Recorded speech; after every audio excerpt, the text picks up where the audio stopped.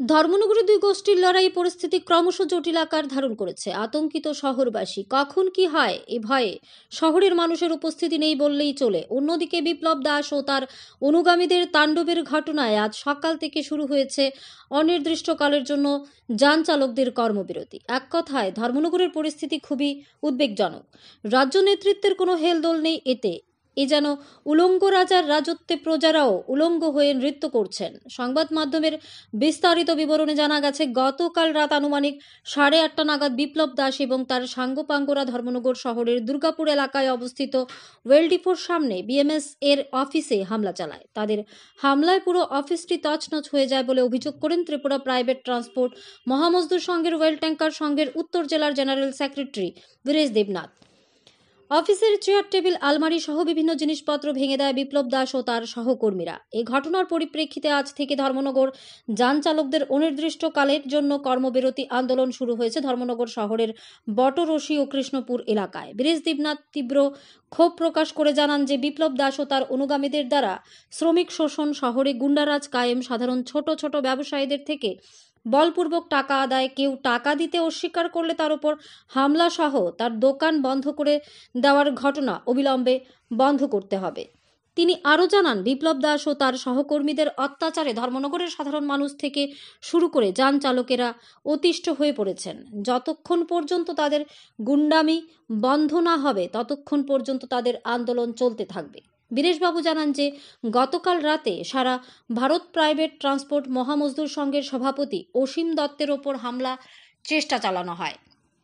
এদিকে ধর্মনগরে বিএমএসের দুই গোষ্ঠীর লড়াইয়ে ধর্মনগরের শান্ত পরিস্থিতি ক্রমশ উত্তপ্ত হয়ে উঠেছে। নিত্য পথযাত্রীরা চরম হয়রানির শিকার হচ্ছেন। এমনকি ওয়েলডিপো থেকে কোনো ট্যাঙ্কার চলাচল করছে না বলে সংবাদ। যে কোনো সময় ধর্মনগরে দুই গোষ্ঠীর মধ্যে ভয়াবহ লড়াইয়ের ঘটনা ঘটতে পারে, এই আশঙ্কায় আতঙ্কিত ধর্মনগরের সাধারণ মানুষ। ধর্মনগর থেকে নিজস্ব প্রতিনিধির রিপোর্ট, ন্যাশন লাইভ বাংলা। আমি কালকে রাত্রেবেলা আনুমানিক 8:30 থেকে 8টার এরকম টাইমে আমাদের ত্রিপুরা ওয়াল ট্যাঙ্কারের যে অফিসটা আছে ইন্ডাল দিকুর সামনে এলাকাতে, অফিসটা কিছু দুর্গাপুরের রাজবাড়ির পোলাবাহিন বিপ্লব দাসের মানে যেগুলো গুন্ডা বাহিনী আছে ওদের নিয়ে এসে আমাদের অফিস ভাঙচুর করে টিভি, মোবাইল, অফিসের মধ্যে আপনার একটা মোবাইল আসছিল, ছোট মোবাইল, বা অফিসের মধ্যে আমাদের সারপত্র টাকা পয়সা আসলো, আমাদের এখানে পূজা সামগ্রী বক্স মেশিন আসিল, মাইক আসিল, তারপরে আমাদের পূজার যেগুলো মানে জিনিসপত্র আসলো, বাসনপত্র, এগুলো সব ভাঙচুর করে অফিসের চেয়ার টেবিল থেকে ধরে গডরেজ সুকেস সব ব্যাঙ্গা চুরমার করে।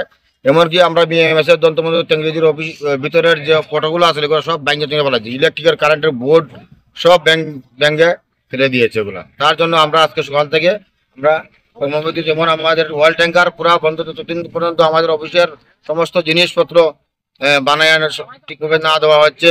আমাদের ছোটো গাড়ি হাই স্পিড আছে, টমটম আছে, তারপরে আমার মাল গাড়ি, বলেরো গাড়ি আছে, সবাই আমরা কর্মবিরতি নামছি অনির্দিষ্টকালের লাগিয়ে, যত সময় দিয়ে আমাদের প্রবলেম সলভ না হচ্ছে। আপনাদের এর মধ্যে কি কি আছে, কি কি গাড়ি আপনাদের আছে? আমাদের এখানে সব আছে, ছোটো গাড়ি আছে, টুকটুক আছে, হাই স্পিড আছে, অটো আছে, ওয়েল ট্যাঙ্কার আছে, ট্রাক গাড়ির ড্রাইভারও আছে।